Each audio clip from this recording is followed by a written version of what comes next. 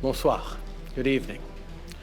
Today, the United States informed us they will be imposing 25% tariffs on Canadian exports to the United States and 10% on Canadian energy. A decision that, should they elect to proceed with, should take effect on Tuesday, February 4th. Cette décision met en péril une relation économique historique. Une relation qui a été la source de tellement de richesses, de prospérité et de possibilités des deux côtés de la frontière. Tonight, first, I want to speak directly to Americans, our closest friends and neighbors. This is a choice that, yes, will harm Canadians, but beyond that, it will have real consequences for you, the American people. As I have consistently said, tariffs against Canada will put your jobs at risk, potentially shutting down American auto assembly plants and other manufacturing facilities. They will raise costs for you, including food at the grocery stores and gas at the pump. They will impede your access to an affordable supply of vital goods crucial for U.S. security, such as nickel, potash, uranium, steel, and aluminum. They will violate the free trade agreement that the President and I, along with our Mexican partner, negotiated and signed a few years ago. But it doesn't have to be this way. As President John F. Kennedy said many years ago, geography has made us neighbors, history has made us friends, economics has made us partners, and necessity has made us allies. That rang true for many decades prior to President Kennedy's time in office, and in the decades since. From the beaches of Normandy to the mountains of the Korean Peninsula, from the fields of Flanders to the streets of Kandahar, we have fought and died alongside you. During your darkest hours, during the Iranian hostage crisis, those 444 days we worked around the clock from our embassy to get your innocent compatriots home. During the summer of 2005, when Hurricane Katrina ravaged your great city of New Orleans, or mere weeks ago, when we sent water bombers to tackle the wildfires in California. During the day the world stood still, September 11th, 2001, when we provided refuge to stranded passengers and planes, we were always there, standing with you, grieving with you, the American people. Together, we've built the most successful economic, military, and security partnership the world has ever seen. A relationship that has been the envy of the world. Yes, we've had our differences in the past, but we've always found a way to get past them. As I've said before, if President Trump wants to usher in a new golden age for the United States, the better path is to partner with Canada, not to punish us. Canada has critical minerals, reliable and affordable energy, stable democratic institutions, shared values, and the natural resources you need. Canada has the ingredients necessary to build a booming and secure partnership for the North American economy, and we stand at the ready to work together. Let's take a moment to talk about our shared border. Our border is already safe and secure, but there's always more work to do. Less than 1% of fentanyl, less than 1% of illegal crossings into the United States come from Canada. But hearing concerns from both Canadians and Americans, including the American president himself, we're taking action. We launched a $1.3 billion border plan that is already showing results, because we too are devastated by the scourge that is fentanyl, a drug that has torn apart communities and caused so much pain and torment for countless families across Canada, just like in the United States. A drug that we too want to see wiped from the face of this earth. A drug whose traffickers must be punished. As neighbors, we must work collaboratively to fix this. Unfortunately, the actions taken today by the White House split us apart instead of bringing us together. Tonight, I am announcing Canada will be responding to the U.S. trade action with 25% tariffs against $155 billion worth of American goods. This will include immediate tariffs on $30 billion worth of goods as of Tuesday, followed by further tariffs on $125 billion worth of American products in 21 days' time to allow Canadian companies and supply chains to seek to find alternatives. Ce soir, j'annonce la réplique du Canada. Des tarifs douaniers de 25% sur 155 milliards de dollars de marchandises américaines. Dès mardi, 30 milliards de dollars de produits américains vont être touchés par ces tarifs et dans 21 jours, pour donner le temps aux compagnies canadiennes de trouver des options alternatives, ce sera le cas pour 125 milliards de dollars de marchandises de plus. Like the American tariffs, our response will also be far-reaching and include everyday items such as American beer, wine, and bourbon, fruits and fruit juices, including orange juice, along with vegetables, perfume, clothing, and shoes. It'll include major consumer products like household appliances, furniture, and sports equipment, and materials like lumber and plastics, along with much, much more. And as part of our response, we are considering, with the provinces and territories, several non-tariff measures, including some relating to critical minerals, energy, procurement, and other partnerships. We will stand strong for Canada. We will stand strong to ensure our countries continue to be the best neighbors in the world. With all that said, I also want to speak directly to Canadians in this moment. I'm sure many of you are anxious, but I want you to know we are all in this together. The Canadian government, Canadian businesses, Canadian organized labor, Canadian civil society, Canada's premiers, and tens of millions of Canadians from coast to coast to coast are aligned and united. This is Team Canada at its best.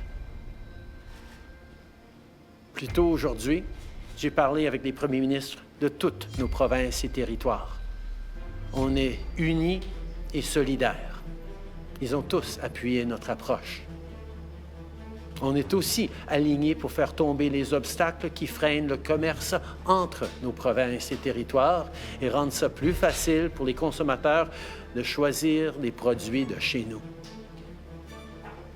Il y a quelques minutes, je me suis entretenu avec Mme Sheinbaum, la présidente du Mexique, notre autre partenaire nord-américain qui a lui aussi été la cible de tarifs douaniers aujourd'hui. On s'est engagé à travailler ensemble pour y faire face. Il s'agit d'une menace qui vise l'ensemble du pays. Et ça m'a fait chaud au cœur de voir autant de nos leaders répondre à l'appel et s'engager pour qu'aucun Canadien ne soit laissé pour compte. Notre gouvernement va être là pour les Canadiens. On va être là pour vous. Mais en même temps, j'ai quelque chose à vous demander. Je vous demande d'être solidaires les uns des autres. Beaucoup d'entre nous vont être affectés par tout ça et vont vivre des moments difficiles. Je vous demande d'être là les uns pour les autres, d'être là pour vos amis, vos voisins et vos compatriotes. D'un océan à l'autre, les Canadiens sont très différents. On parle de différentes langues, on a de différentes croyances, on a de différentes opinions, de différentes idées. Et quand on reste unis, on puise notre force dans cette différence. And now is also the time to choose Canada. There are many ways for you to do your part. It might mean checking the labels at the supermarket and picking Canadian-made products. It might mean opting for Canadian rye over Kentucky bourbon, or foregoing Florida orange juice altogether. It might mean changing your summer vacation plans to stay here in Canada and explore the many national and provincial parks, historical sites, and tourist destinations our great country has to offer.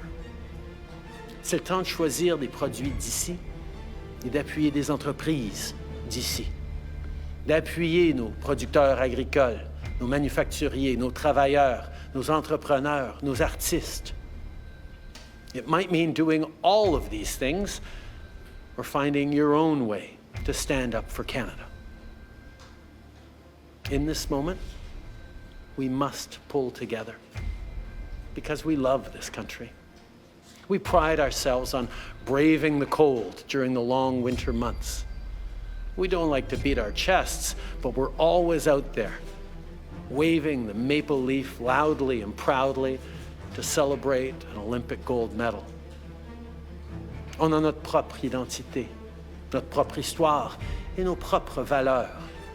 Les Canadiens sont accueillants, ouverts, novateurs, ambitieux. On préfère régler nos disputes avec diplomatie, mais on est prêt à se battre quand c'est nécessaire.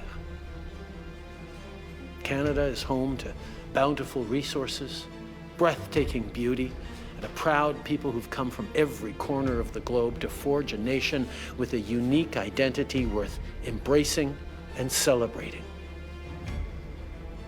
We don't pretend to be perfect, but Canada is the best country on earth. There's nowhere else that I and our 41 million strong family would rather be. And we will get through this challenge, just as we've done countless times before, together. Thank you. Merci. Vive le Canada. All right, so we'll take 20 minutes of questions, 20 minutes de questions. One question, one follow-up, une question, un suivi. Merci. Bonsoir, Monsieur le Premier ministre, Raymond Filion de TVA. Est-ce que vous avez parlé ou tenté de parler avec le président Trump aujourd'hui ou dans les derniers jours? Ça fait depuis l'inauguration que j'essaie de rejoindre le président. J'espère pouvoir lui parler bientôt.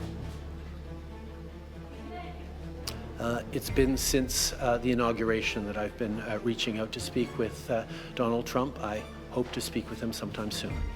Dans son décret qu'il a signé aujourd'hui, M. Trump menace le Canada d'augmenter encore plus les tarifs s'il y a des mesures de rétorsion. Vous annoncez des mesures de rétorsion ce soir. Certains vont se demander, est-ce que c'est pas risqué? Est-ce que ça risque pas d'envenimer la situation? On va toujours faire ce qui est nécessaire pour défendre les Canadiens, défendre nos intérêts. On est en train de répondre avec un ensemble de mesures fortes mais appropriées. Et on va continuer d'être là pour défendre le Canada, les Canadiens et notre avenir. Bonsoir, M. Trudeau. Vous avez mentionné que vous envisagiez d'autres mesures qui ne sont pas reliées aux tarifs. Pouvez-vous élaborer? C'est sûr qu'on a beaucoup d'initiatives en dehors des tarifs qu'on peut entreprendre en tant que pays. On est en train de parler avec les provinces et territoires sur certains éléments dans leur région, leur juridiction. On a aussi des mesures comme ce que les provinces sont en train d'annoncer, d'enlever l'alcool et les spiritueux et les vins américains de leur régie des alcools. Il y a des mesures au niveau de l'approvisionnement municipal, provincial et même fédéral où on peut moins acheter des Américains. Le choix des Canadiens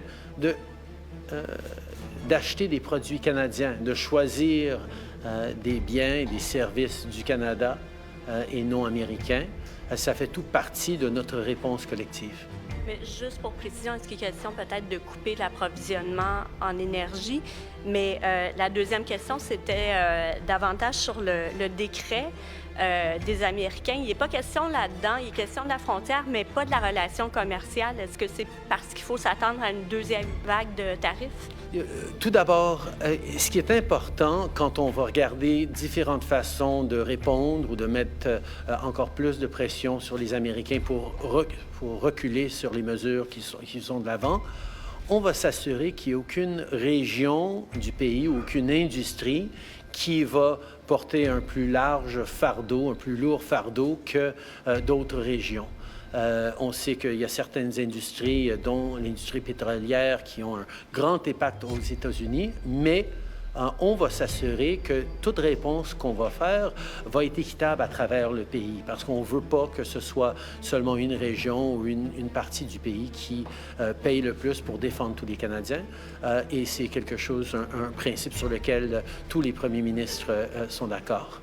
Est-ce qu'on peut s'attendre à une deuxième vague? C'était ça aussi la question. Sur l'enjeu une deuxième vague, dans quel sens? De tarifs, parce que dans le décret, il n'est pas question de la relation commerciale, il est juste Ah non, question oui, d'enjeux tout à fait, tout à fait. Ces tarifs d'aujourd'hui sont ancrés dans la préoccupation du président sur le fentanyl. La réalité, c'est que le Canada représente une infime partie du défi au niveau du fentanyl auquel les Américains font face, et on est prêt à travailler avec eux pour régler cet enjeu dans nos communautés comme dans la leur. En même temps, il y a une enquête sur nos relations commerciales qui est en cours dans le système américain, qui va aboutir le 1er avril, et à ce moment-là, ils vont prendre d'autres décisions. In regards to actions we might take in terms of responding to the American trade action, there are a number of different industries and regions of the country that can have greater leverage over the United States. One thinks of the oil industry, for example. What is extremely important for me, and I think for all the premiers, is that no one region of the country or one industry carries a larger burden than anyone else in standing up for Canada. We need to all be in this together. This only works if Canadians are fully united from coast to coast to coast to stand up for this extraordinary and beautiful country. And that's why, as we look at different measures, including non-tariff measures that we might move forward on, we will not be moving forward on américains, aux producteurs américains. On s'attend à avoir des défis énormes dans l'industrie automobile, par exemple, aux États-Unis, où des pièces et du travail canadien et mexicain sont des éléments essentiels de ce qu'ils font. Alors, on va être là pour regarder et encourager les Américains de revenir en arrière sur ces tarifs, et on va utiliser toute la gamme d'outils qu'on a. Pour être très clair, on ne veut pas être dans cette situation. C'est le choix des Américains de nous mettre dans cette situation-là, mais puisqu'on est ici, on va répondre de façon responsable et forte pour défendre le Canada. Dans un match de hockey ce soir à Ottawa, durant l'hymne national américain, il y a des Canadiens qui ont hué l'hymne national américain. Est-ce qu'ils ont raison d'être en colère, et êtes-vous en colère? On a une très longue histoire avec les Américains. On a un partenariat sans pareil, mais il y a toujours eu des moments de différends, des moments de tension entre nos deux pays. Et c'est des moments profondément sentis parce qu'on est si proches en tant que voisins et amis et famille. Et ça peut être pénible pendant qu'on passe à travers ces moments-là. Mais j'ai confiance. J'ai confiance dans les Canadiens, mais surtout, j'ai aussi confiance dans le peuple américain qui comprend à quel point leur lutte, leur grand défi dans le monde, c'est pas le Canada. Et qu'en travaillant ensemble, on va pouvoir passer à travers ces moments pénibles pour en sortir encore plus fort. pense que les Canadiens ne comprennent pas tout à fait pourquoi les Américains sont en train de cibler leurs meilleurs amis et leurs plus proches partenaires plutôt que d'autres pays dans le monde. En anglais? I think Canadians are a little perplexed as to why our closest friends and neighbors are choosing to target us instead of so many other challenging parts of the world. I don't think there's a lot of Americans who wake up in the morning saying, oh, damn Canada. Oh, we should really go after Canada. We're there as friends, as partners. We always have been, we always will be. Sure, we're going through a difficult time right now, and yeah, emotions may run high here and there, particularly around hockey games. But I know we're going to make it through this because we have the most successful partnership the world has ever seen, and it's a true value in this time of really challenging geopolitical instability. Gillian Piper with Global News. Prime Minister, will you recall Parliament to pass a bill to help Canadian workers and end prorogation? As you can see from our strong response package, as we spoke about with premiers this afternoon and have for many weeks, we have the tools to be able to support Canadians through this challenging time as it stands. This is a moment for Canadians to pull together, including Canadians of all different political parties. This is a moment where we need to set aside our differences and focus on delivering for Canadians, standing up for Canadians, and protecting the most successful political, military, economic, and security partnership the world has ever seen. And that's exactly what we're going to do. We have the tools to do it as a government right now, and we will keep doing it alongside our premiers and our partners. A member of the Canada-US Council, Lana Payne, today said that an ally would not act this way and therefore the US is no longer Canada's ally. Do you agree with that? Like I said, I think there are going to be people who are upset and even hurt by what's gone on here. But I have faith.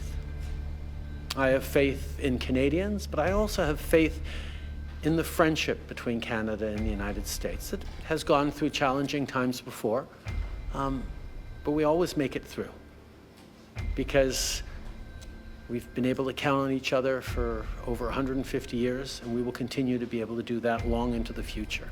This is a friendship that has stood the test of time, and despite challenges that we can work on and we will work on together, we will continue to be friends and neighbors.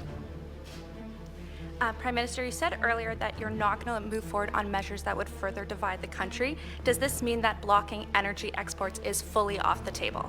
It means that any conversations around further measures, particularly involving one industry or one region of the country more than another, is something that we're going to do carefully and thoughtfully and with the full partnership of regional leaders, provincial premiers, businesses. No one part of the country should be carrying a heavier burden than any other. We're in this together. We're all going to stand together, and we'll be there for each other from coast to coast to coast.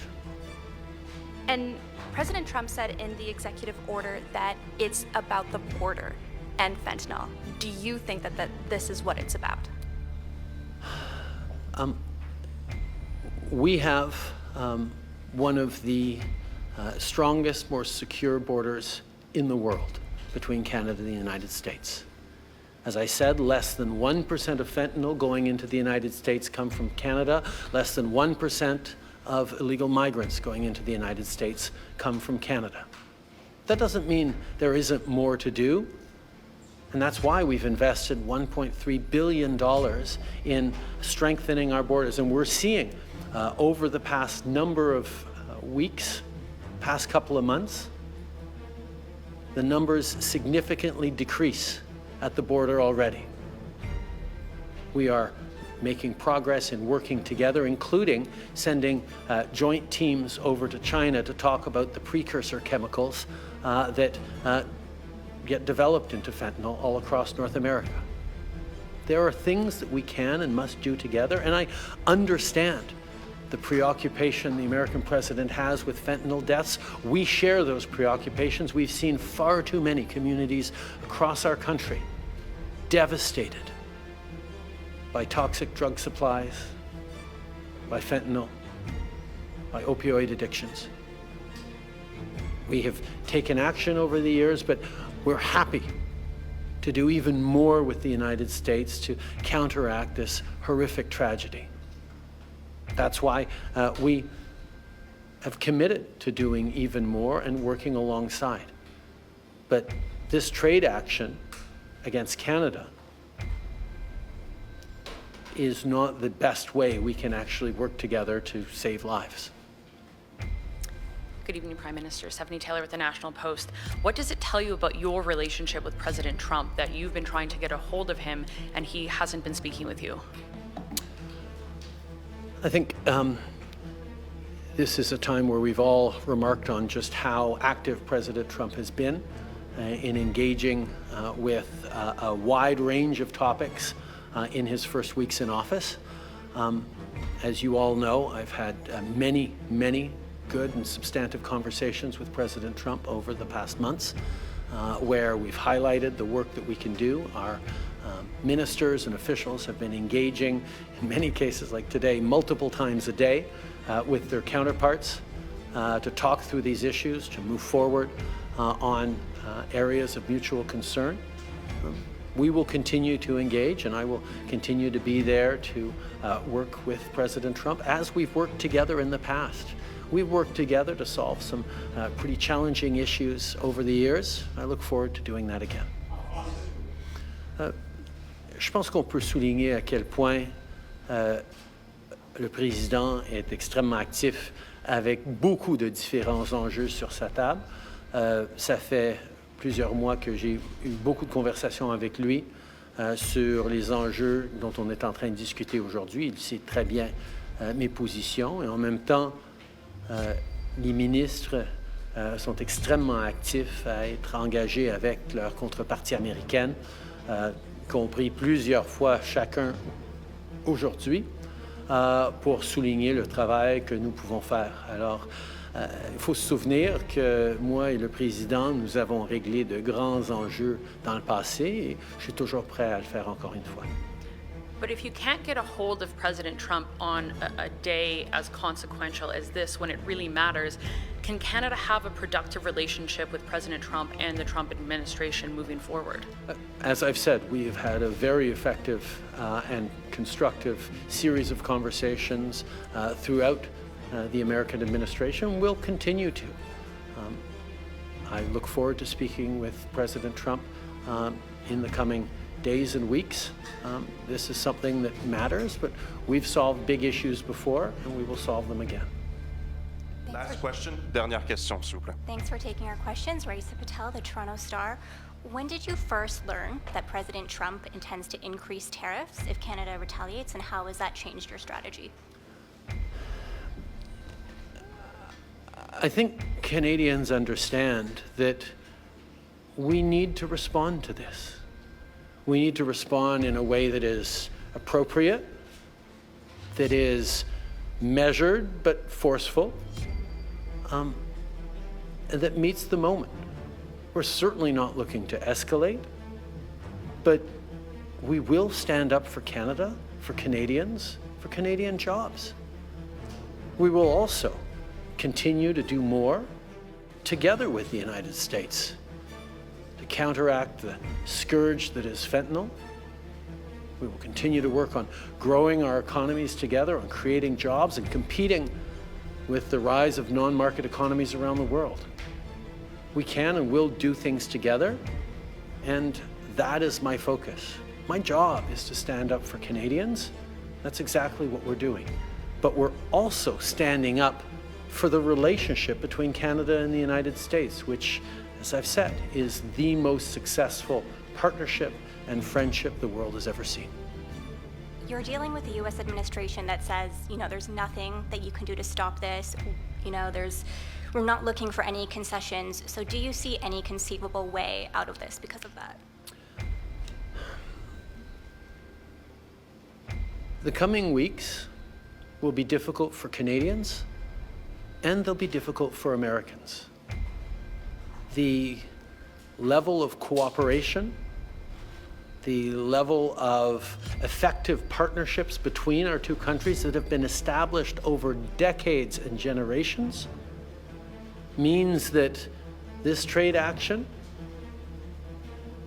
by the Americans and our response is going to have real consequences for people, for workers on both sides of our border. We don't want to be here. We didn't ask for this. But we will not back down in standing up both for Canadians and for the incredible, successful relationship and partnership between Canada and the United States. I look forward to working with the American administration on a range of challenging issues that our communities and our world is facing. And I hope that day comes soon. Merci beaucoup. All right, this concludes today's press conference. Ça conclut la conférence de presse d'aujourd'hui. Merci. Merci tout le monde.